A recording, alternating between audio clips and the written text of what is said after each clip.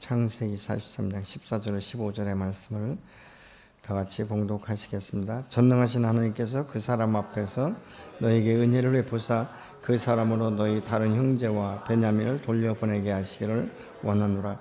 내가 자식을 잃게 되면 이르리로다. 형제들이 이물을 마련하고 갑절에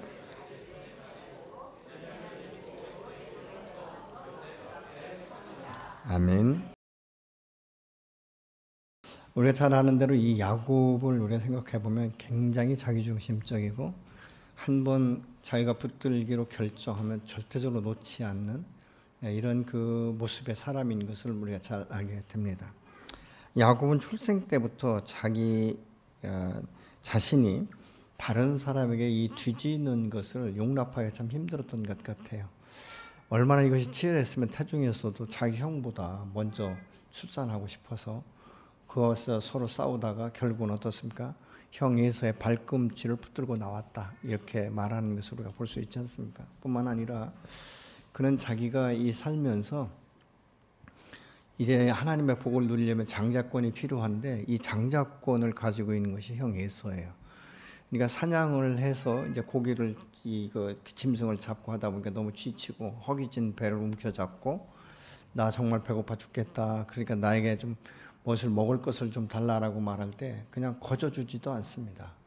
그러면 내가 형 팥죽을 하나 줄 테니까 그 장자권과 바꾸자, 이렇게 해서 장자권을 팥죽 한 그릇에 사버리는 웃지 못할 이런 어처구니 없는 일들이 일어나지 않습니까? 또 뿐만 아니라 그는 나중에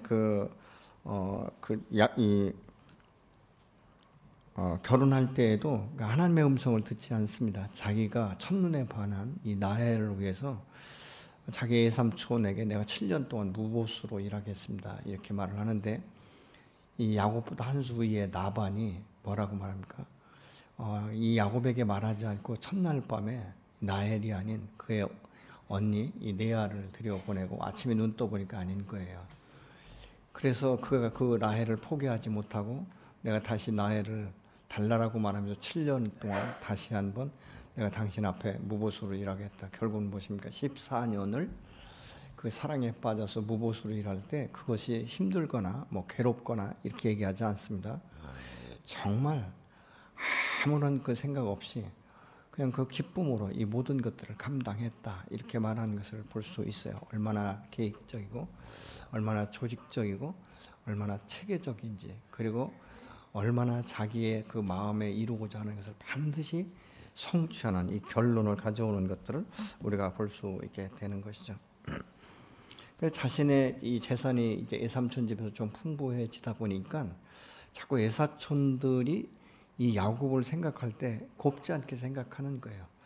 저놈이 혹시 우리 아버지의 재산을 이렇게 훔친 것 아닌가, 이제 이런 의심이 들기 시작하고 시기하는 마음과 질투하는 마음이 생기니까 야곱의 왕과 내가 여기 더 있다가는 모든 것을 다 빼앗기겠구나, 내 생명까지도 어쩌면 잃어버릴 수 있겠구나, 이 그 위기감, 이런 이 두려움 때문에 야반도주를 하지 않습니까? 그리고 이제 간신히 피해서 왔는데 이 야복강에 왔는데 어떤 그 사람들이 소식을 전하기를 당신의 형 에서가 400명의 장정을 데리고 지금 이곳을 향해서 오고 있다, 이 말이에요.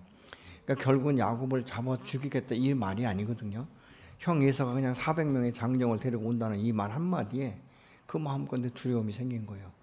형이 이때 왜 400명이나 된 장정을 데리고 내가 건너야 될 이 야복강까지 다가오고 있는가, 결국 나를 죽이려고 하는 것 아닌가, 이런 두려움 때문에 자신의 생명보다 귀한 것은 없다, 이런 생각을 하게 되는 것이죠. 그래서 전 재산과 함께 이 자기의 아내와 이 자식들을 이렇게 계획적으로 조직적으로 보내는 것을 봅니다. 근데 결국은 무엇입니까? 자기 자신은 그것을 건너가지 못하는 거예요. 그리고 밤에 이제 하나님의 이 사람을 만나서 밤새도록 씨름을 하는데 야곱의 마음 가운데 한 가지 놓지 못하는 근성이 있죠. 축복이에요. 당신이 내게 복을 주기 전에는 나는 죽어도 놓을 수 없다. 그 삿바 싸움을 하고 있는 것이죠. 그러니까 결국은 무엇입니까? 환도가 탁 이렇게 위골될 만큼 치열한 전쟁을 치른 것이죠. 근데 쩔뚝거리면서도 그가 축복하니까 그것으로 만족하는 이런 모습을 우리 성경을 통해서 볼 수 있게 되는 것이죠. 근데 오늘 이 본문에 보면 결론을 무엇일까? 야곱이 이제 나이가 먹었어요. 다 늙었다 그 말이죠. 그런데 이 야곱이 지금까지 살아오면서 이런 대기근을 만나본 적이 없는 거예요. 그러니까 야곱이 사는 이 땅만 기근이 걸린 것이 아니라 주변 모든 땅이 기근이 온 거예요. 근데 소리를 들어보니까 이 애굽에는 그 곡식을 쌓아놓고 많은 그 양식들을 팔고 있다는 소문을 듣게 된 것이죠. 그래서 이제 자기의 아들들을 그곳 가운데 돈을 주고 가서 곡식을 사라고 내려보냅니다. 근데 그곳의 총리가 이상하게 다른 사람들에게는 그렇게 행하지 않았는데 이 야곱의 아들들을 붙잡아 놓습니다. 그러면서 그 아들들이 돈 주고 산 그 자루에 돈을 넣고 은잔을 넣고 이렇게 해버리는 거예요. 그리고 나서 뒤쫓아오면서 당신들은 우리 그 나라의 이것들을 지금 당신이 도적질하지 않았냐. 그래서 자기들은 그렇게 한 사실이 없거든요. 그냥 주는 곡식 받아가지고 그냥 따라왔을 뿐인데 그 자루를 여는 순간에 그들이 말한 것처럼 자기들 그 곡식 자루에 돈이 들어있고 은잔이 들어있고 이제 이런 것들을 보면서 결국은 볼모로 잡히죠. 3일간 모든 자식들이 감옥에 갇혀 있습니다.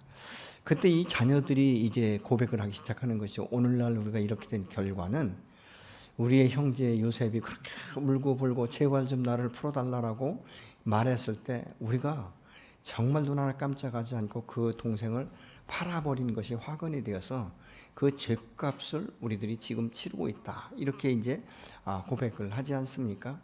그런데 한 사흘이 지나다 보니까 이제 총리가 어떻게 말하냐면 너희 중에 한 사람만 이곳에 볼모로 잡혀 있고 나머지는 다 올라가라. 그런데 다음에 너희들이 또 곡식을 사러 온다든가 이 필요를 충족하기 위해서 오려면 너희가 말한 막내 동생을 데리고 오지 않으면 너희에게 곡식을 팔지도 않을 뿐만 아니라 너희들은 이제 정탐꾼으로 여겨서 이제 우리가 이곳 가운데 이제 가두겠다. 이런 그 이야기를 하는 것이죠. 사실은 이 형제들은 이런 말을 듣고도 처음에는 너무너무 그것이 두려웠을 거예요. 왜냐하면 아버지에게 어떻게 보고할까, 곡식을 풍성하게 사왔다라고 말할 수도 있지만 그 곡식을 우리가 갖고 오는 조건으로 시몬이 그곳에 잡혀 있고 다음에 또 이 곡식을 구하기 위해서 올 때에는 너희가 거저 올 수 없고 돈만 가지고 올 수 없다. 너희 막내 동생 베냐민을 데리고 와야 곡식을 주겠다. 그리고 이 감옥에 갇혀 있는 시몬을 풀어주겠다. 이렇게 이제 약속을 하는 것들을 우리가 봅니다. 그들이 처음엔 걱정했겠지만 나중에는 이제 먹고 마시고 이런 시간들을 보내면서 이 동생에 대한 사건들을 잊어버렸을지도 모릅니다. 그런데 언젠가는 다시 이 곡식이 떨어지면 이제 그곳에 다시 내려가려면 아버지에게 사실을 사실대로 말해야 되는 것이죠. 어쩌면 야곱이 먼저 물어봤을지도 모릅니다. 너희는 다 왔는데 왜 네 형제 시몬은 아직도 오지 않느냐. 이럴 때 이제 그 자녀들이 말하는 것이죠. 사실은 여차저차 했는데 그 애굽의 총리가 이상하리만큼 우리 가족을 감금하더니 나중에 시몬을 묶어놓고 다음에 올 때는 막내 동생을 반드시 데려와야 된다라고 말합니다. 근데 사실은 요셉은 자기의 형제들을 첫눈에 보면서 알았어요. 근데 형제들은 요셉을 몰랐던 것이죠. 왜 몰랐을까 생각해 보면 여러분 애굽의 거대한 나라의 최고의 총리 대신을 여러분 어떻게 그 곡식을 살아간 사람들이 얼굴을 똑바로 쳐다볼 수 있겠습니까? 고개를 떨구고 이제 곡식을 주는 대로 받아왔을 뿐이죠.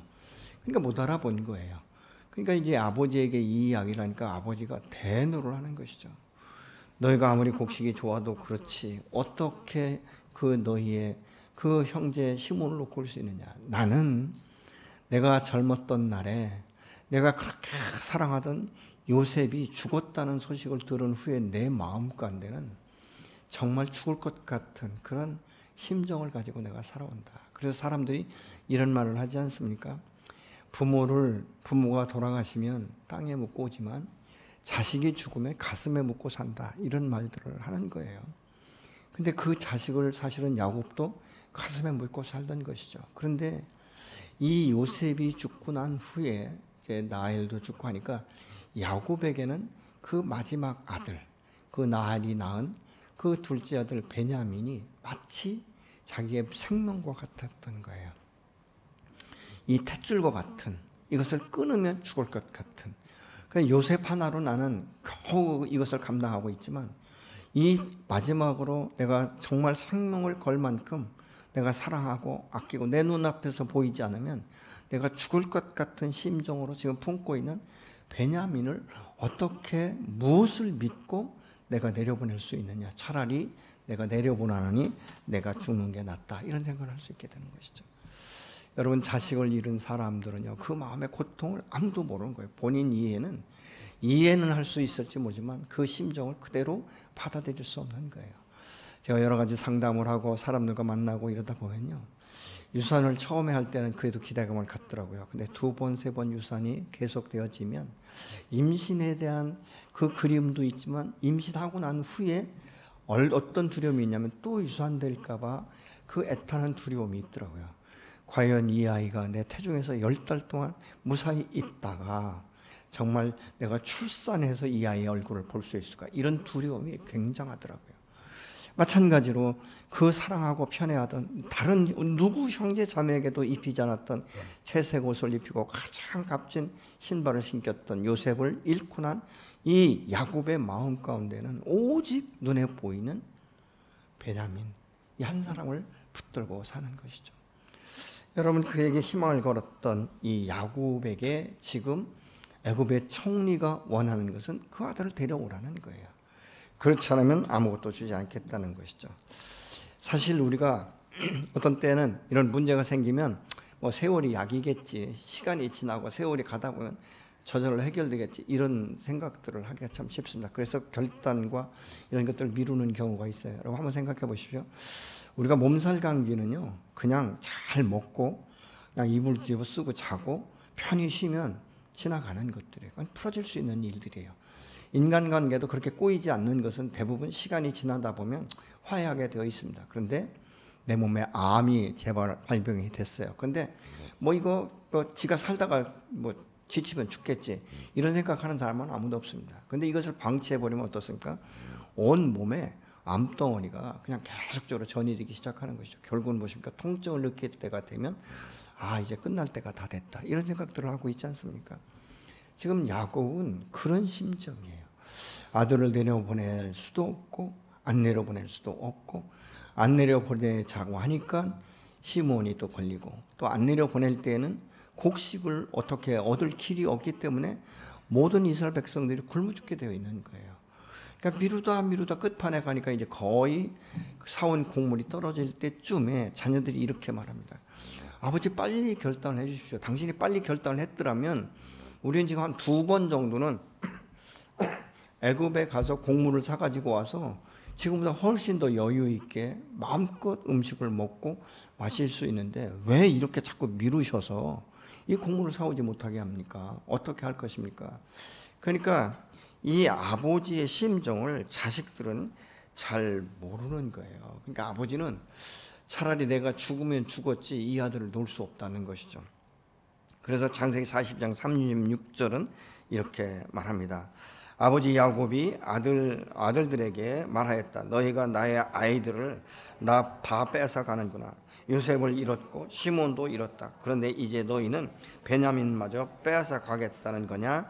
하나같이 다 나를 괴롭힐 뿐이로구나. 자식이 있지만 자기 마음을 위로하고 자기 마음을 이해하고 자기 마음을 격려하는 아들이 하나도 없는 거예요. 얼마나 절망 가운데 빠지겠습니까? 내가 어떻게 해야 이 문제가 해결될 수 있을까? 어떻게 가장 지혜롭게 이 문제를 풀 수 있을까? 여러분 같으면 이 문제를 어떻게 풀 것 같습니까? 이것은 피할 수 없는 현실이에요.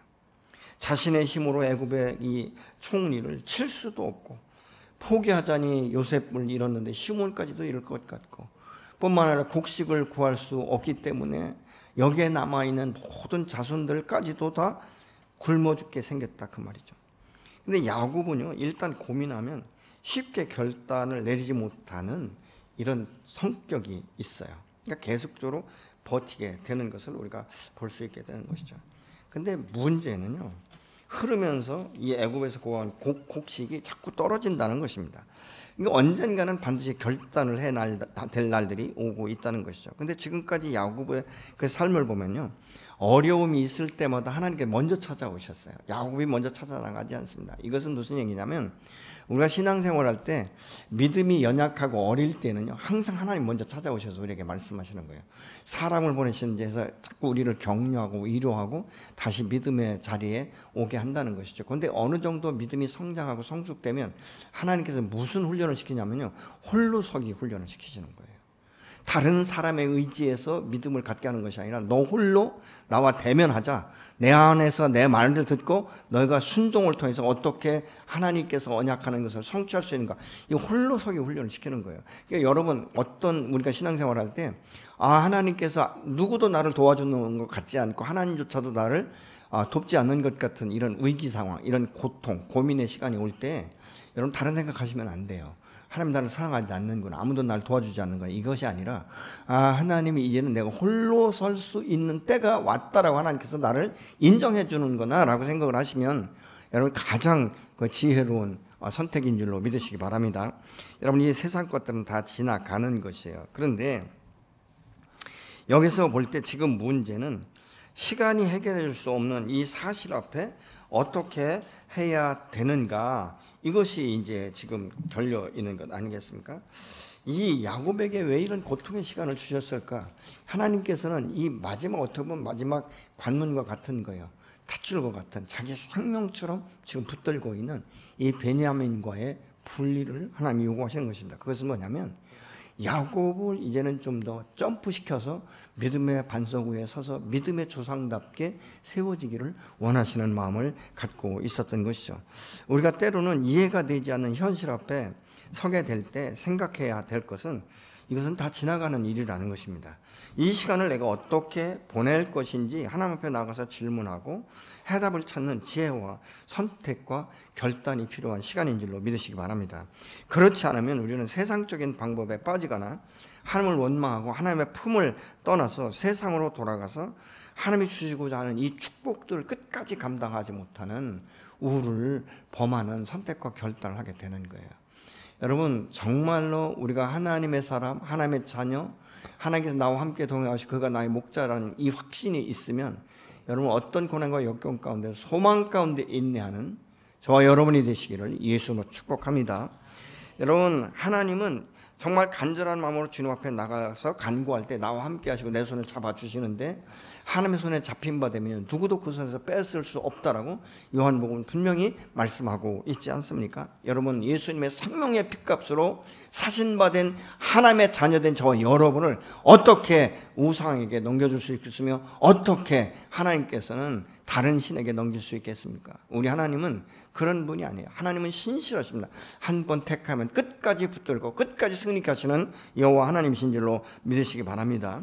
여러분, 이 결단의 때를 자꾸 미루면 미룰수록 우리는 고난과 고통과 그 마음 가운데 너무 이 아픔이 심해지는 것으로 볼 수 있어요. 그러니까 이 문제들을 해결하지 않으면요, 사실 우리는 밤낮 잠을 잘 수가 없는 거예요. 혹시라도 죄 때문에면 다윗처럼 우리가 회개해야 되지 않습니까?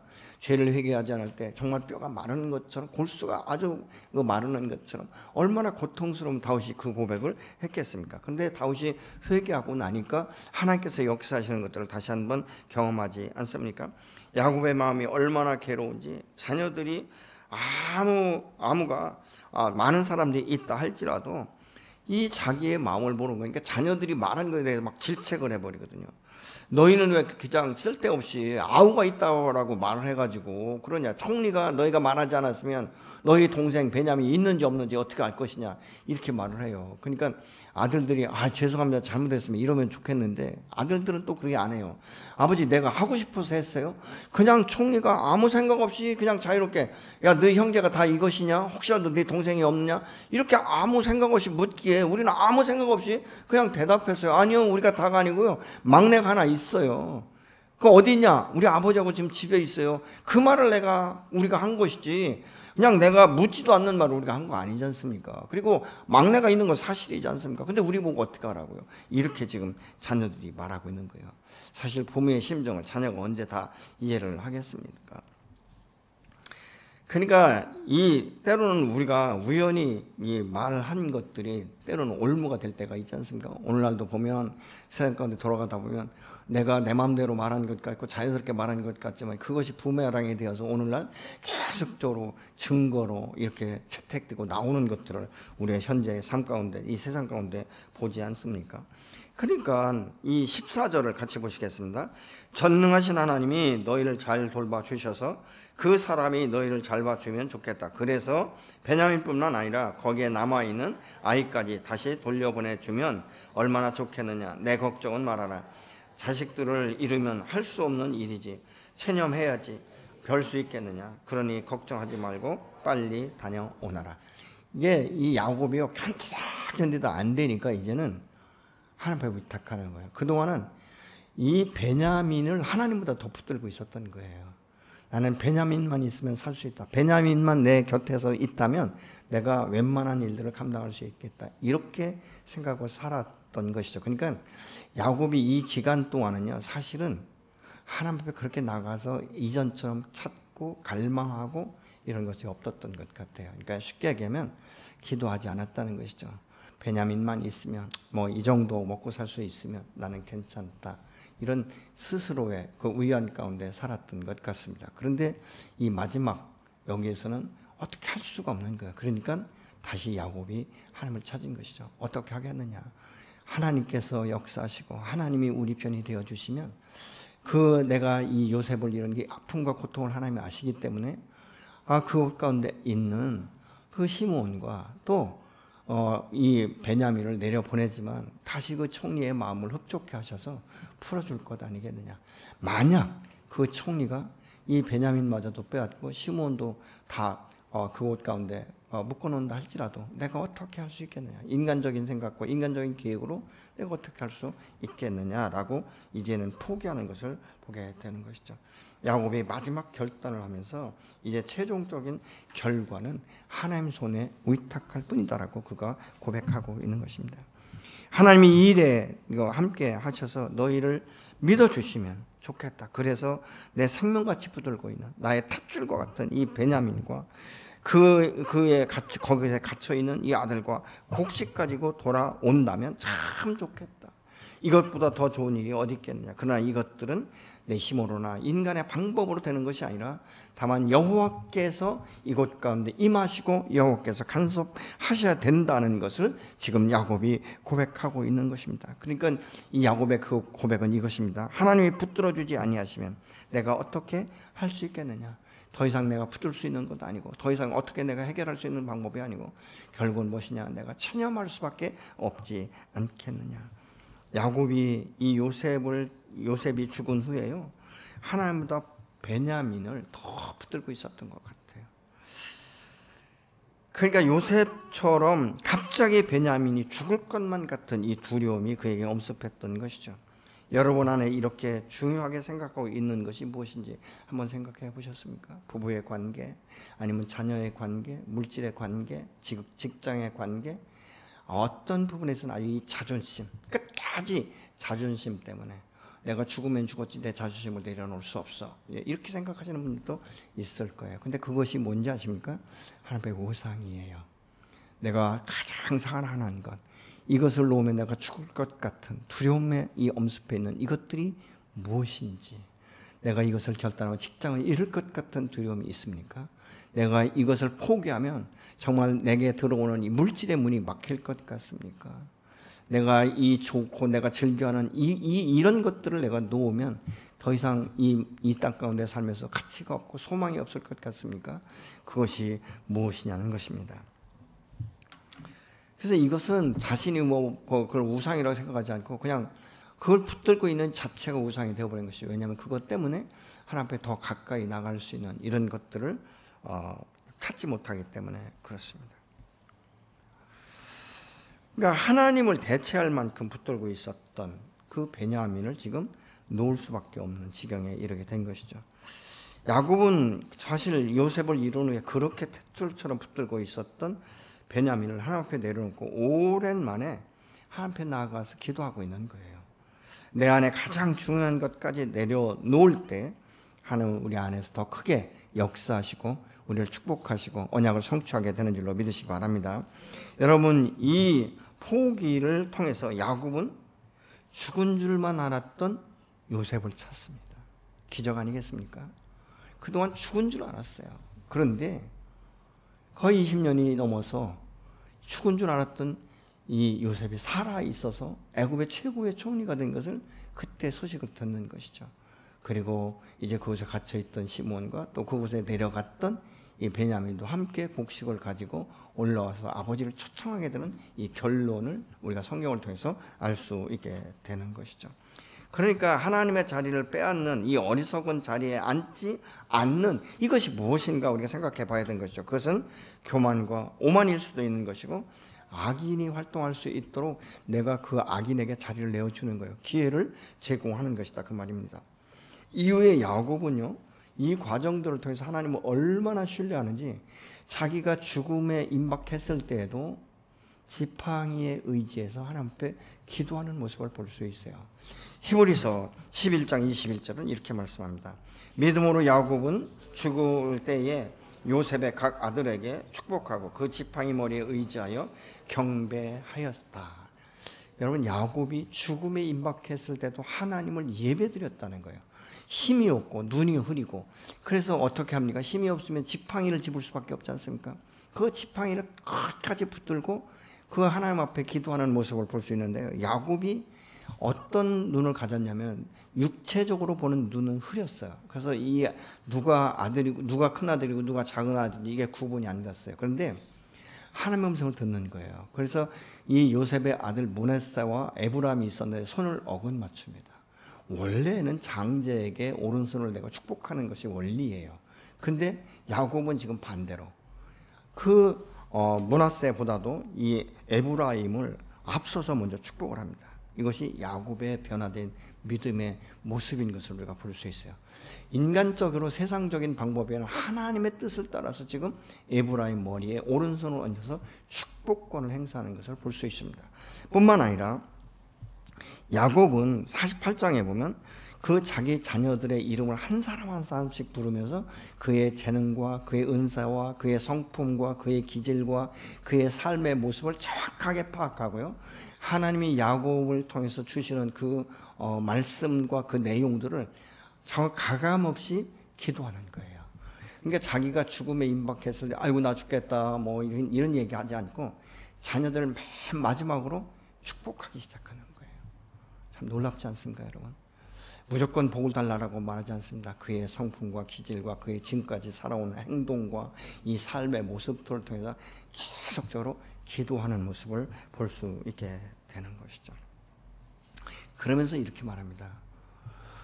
나의 할아버지 아브라함의 하나님, 내 아버지 이삭의 하나님이 나를 나면서부터 지금 이 시간까지 에베네셀의 하나님이 되셔서 여기까지 인도하셨다는 고백을 하고 있는 것을 창세기 48장 15절에서 볼 수 있습니다. 같이 보시겠습니다. 야곱이 요셉을 축복하였다. 나의 할아버지 아브라함과 아버지 이삭을 보살펴 주신 하나님, 내가 태어난 날부터 오늘에 이르기까지 나의 목자가 되어주신 하나님. 참 놀랍지 않습니까? 요셉을 축복하면서 자기를 여기까지 인도하시고 축복하신 하나님이 어떤 분이신지를 지금 고백하고 있는 거예요.